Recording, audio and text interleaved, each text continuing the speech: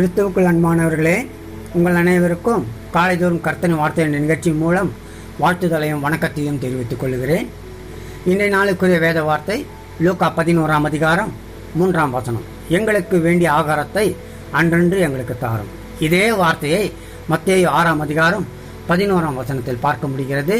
எங்களுக்கு வேண்டிய ஆகாரத்தை இன்று எங்களுக்கு தாரும் என்று அந்த கர்த்தரின் ஜெபத்திலே நாம் சொல்லுகிறதையும் காண முடிகிறது, இல்லைங்களா? சரி, அவ்விதமாக இருக்கும்போது இன்று உங்களுக்கு இன்னது தேவை என்று தேவன் முன்னதே அறிந்திருக்கிறார். தேவன் முன்னமே அறிந்திருக்கிறார் என்று நமக்கு தெரியும், இல்லையா? அவர் சொல்றாரு, உங்களுக்கு இன்னது தேவை என்று முன்னமே நான் அறிந்திருக்கேன் என்று சொன்னவர். அவ்விதமாக அவர் அறிந்திருக்கிறபடினாலே அன்றன்று எங்களுக்கு ஆகாரத்தை தாரும் என்று நாம் கேட்பது மிகவும் பொருத்தமானதாக இருக்கும், இல்லையா? நம்முடைய தேவைகள் எதுவாக இருந்தாலும் தேவன் அதை தருகிறவர் என்று நாம் விசுவாசிக்க வேண்டும். 104ஆம் சங்கீதம் 25ஆம் வசனத்தில் பார்க்குறோம், இல்லையா? பெரிதும் விஸ்தாரமான ஒரு சமுத்திரம் இருக்குது, நிறைந்த சிறியதும் பெரியதுமான ஜீவன்கள் உண்டு. சமுத்திரத்தில் நிறைய கடல், இல்லையா? கடலில் நிறைய மீன்கள் இருக்குது, இல்லையா? அந்த மீன்களை பார்த்தீங்கன்னா சின்னது பெருசு எல்லாமே இருக்குது. ஆனாலும் கூட அதே 104ஆம் சங்கீதம் 27ஆம் வசனத்தை பார்க்குறோம், ஏற்ற வேளையில் ஆகாரத்தை தருவீர் என்று அவைகள் எல்லாம் உமை நோக்கி காத்திருக்கும். மிக அருமையாக சொல்லப்படுகிறது. அந்த மீன்களுக்கு ஆகாரத்தை தேவன் தருகிறார் என்று தேவ சமூகத்தில் அவைகள் காத்திருக்கிறதாக அந்த பகுதி நமக்கு சொல்லுகிறது. கடலில் இருக்கிற மீன் எதை வேணாலும் எப்படி வேணாலும் அடிச்சு சாப்பிட்டுக்கலாம், ஆனாலும் தேவனை நோக்கி காத்திருக்கதான் ஆகாரம் தருவீர் என்று. அதே 28ஆம் வசனம் 104ஆம் சங்கீதம் 28ஆம் வசனத்தில் பார்க்குறோம், நீர் கொடுக்க அவைகளை வாங்கி கொள்ளும், நீர் உம்முடைய கையை திறக்க அவைகள் நன்மையால் திருப்தி ஆகும் என்று அது சொல்லப்படுகிறது. அப்போ தேவனை நோக்கி பார்க்கின்ற வேளையில அவர் கொடுக்கும்போது அது நன்மையால் திருப்தி ஆகிறதாக இருக்கிறது. அப்போ ஒரு திருப்தி கிடைக்குது. தேவனை நோக்கி பார்த்து பெற்றுக்கொள்கிற அனுபவம் இந்த மீன்கள் இடத்துல காணப்படுகிறது. எனவே தேவனை நோக்கி காத்திருக்கின்றவர்களாக நன்மை பெற்றுக்கொள்கிறவர்களாக நாம் காணப்பட வேண்டும் என்பதையே இதை தெளிவுபடுத்துகிறது. அது மாத்திரமல்ல, நீதிமொழிகள் 30ஆம் அதிகாரம் 8ஆம் வசனத்தில் பார்க்குறோம், நம்ம சாலமன் ராஜா மிக அருமையாக குறிப்பிடுகிறார், தரித்திரத்தையும் ஐஸ்வர்யத்தையும் எனக்கு கொடாதிரும்.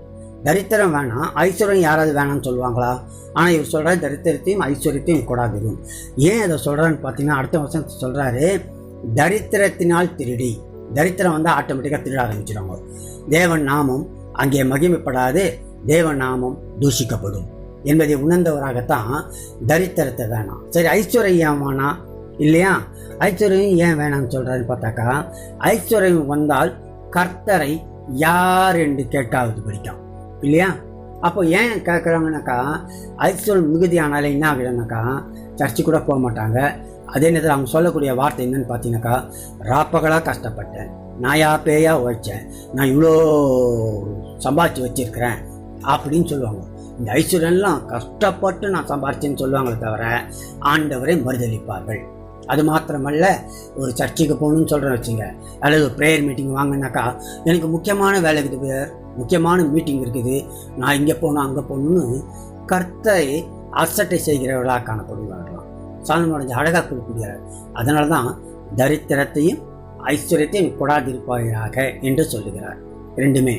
அது மாத்திரமல்ல அதிலே தொடர்ந்து பார்த்தீங்கன்னாக்கா இன்னொரு வசனத்தையும் வார்த்தையும் அவர் கொடுக்கிறார். நீதிமொழிகள் 30ஆம் அதிகாரம் 9ஆம் வசனத்தில் கடைசியில் பார்த்தீங்கன்னாக்கா, என் படியை எனக்கு அளந்து போஷித்தருளும் என்று சொல்கிறார்.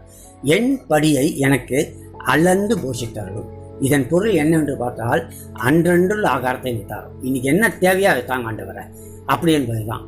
என் படியை எனக்கு அளந்து போடும், அன்றைக்கி தேவையா என்னவோ அதை கொடுங்க, போதும், நாளைக்காக தான் நாளைக்கு பார்த்துக்கலாம் அப்படின்னு சாலமன் ராஜா அங்கே சொல்லுகிறார். எனவே நாமும் கூட வார்த்தையினால, கர்த்தருடைய ஜெபத்தினால எங்களுக்கு வேண்டிய ஆகாரத்தை எங்களுக்கு தாரும் என்று கேட்கின்ற அதே வேளையிலே நாம் ஆண்டவரை மறுதளிக்கின்றவர்களாகவோ அசட்டை செய்கின்றவர்களாகவோ ஆண்டவர் நாமத்தை தூசிக்கின்றவர்களாக காணப்படாதபடிக்கு அன்றன்றுள்ள ஆகாரத்தை தேவனிடத்தில் நாம் பெற்றுக்கொள்வோம். அவர் ஆண்டவர் நமக்கு ஆகாரத்தை மாத்திரமல்ல, நம் தேவைகளையும் சந்தித்து நம்மை போஷித்து வழிநடத்துகிறார் என்பதை உணர்ந்து கொள்ள வேண்டும். எனவே நாமும் கூட கர்த்தருடைய சமூகத்தில் காத்திருந்து ஆசீர்வாதம் பெறுகிறோம். ஆமென்.